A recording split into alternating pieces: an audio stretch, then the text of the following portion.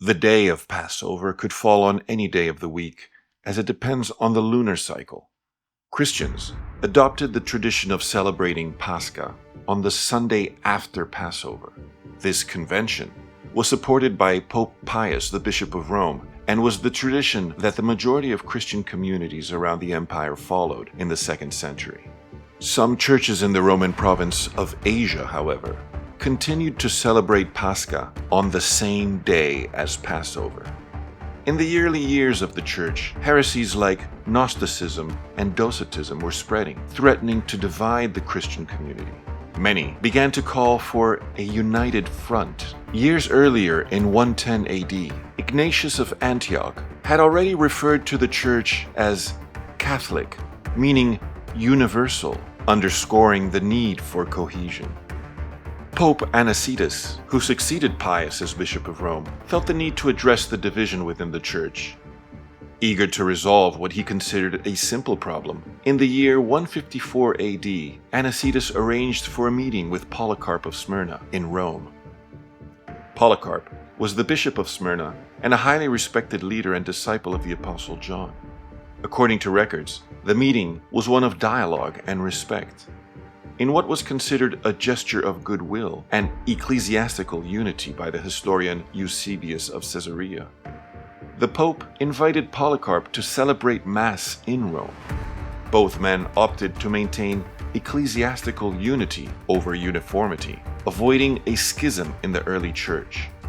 Almost 40 years later, as more heresies threatened to split the Church, Pope Victor pronounced himself on what became known as the Quartodeciman Controversy, from the Latin term quartus decimus, which means 14th. Unlike his predecessors, who had taken a more diplomatic approach, Victor sought to resolve the issue more decisively. He insisted that all Christian communities should celebrate Pascha on a Sunday, the practice of the Roman Church, rather than on the 14th of Nisan, as the Quartodecimans in Asia Minor were doing. Pope Victor I went further by threatening excommunication from those who had continued to follow the Quartodeciman practice. This caused significant tension between Rome and the churches in Asia Minor, but Irenaeus of Lyons and other bishops intervened, urging Victor not to divide the church over this issue. Ultimately, Victor backed down from his excommunication threats, but his stance marked a critical moment in the growing push for uniformity in the celebration of Easter within the Christian world. Once again, disaster had been averted. At the dawn of the 4th century, the Roman Empire was grappling with internal decay, its political structure buckling under the strain of rival faction.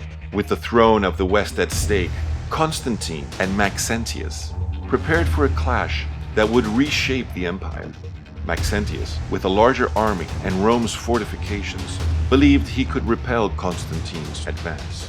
As Constantine readied for the Battle of the Milvian Bridge, he saw a vision of the Chi-Rho, a symbol of Christ, with the words, "In hoc signo vinces," "In this sign you will conquer." Inspired, he ordered his troops to inscribe the symbol on their shields. Despite being outnumbered, Constantine's army triumphed and Maxentius drowned in retreat. Constantine emerged as the sole ruler of the Western Roman Empire.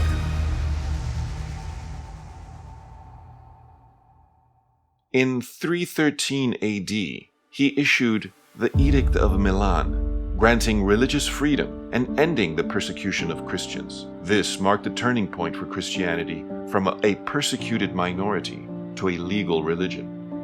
Constantine's goal was to unify the empire, and he saw Christianity as key. However, divisions within the Church, including a new heresy called Arianism, threatened this unity, leading Constantine to reach out to the Christian leaders for a solution.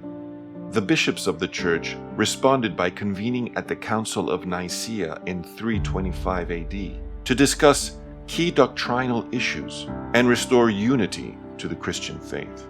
The Council of Nicaea brought together over 250 bishops from across the Roman Empire, though some sources say as many as 318 attended.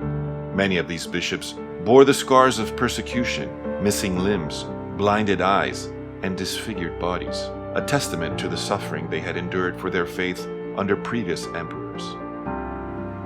The atmosphere was intense, the theological debates often becoming heated, as strong passions flared over crucial issues like the nature of Christ and the proper date to celebrate Pascha. Amidst the discussions, there were even reports of miraculous occurrences, where some bishops claimed divine intervention had changed their hearts or confirmed their decisions. After much debate, the council reached a decision on the Quartodeciman Controversy, establishing that Easter would be celebrated on the first Sunday after the first moon following the spring equinox. The council's rulings were binding on all Christian communities, as Constantine himself ensured that the decision would be enforced throughout the empire, setting a precedent for unity within the Catholic Church.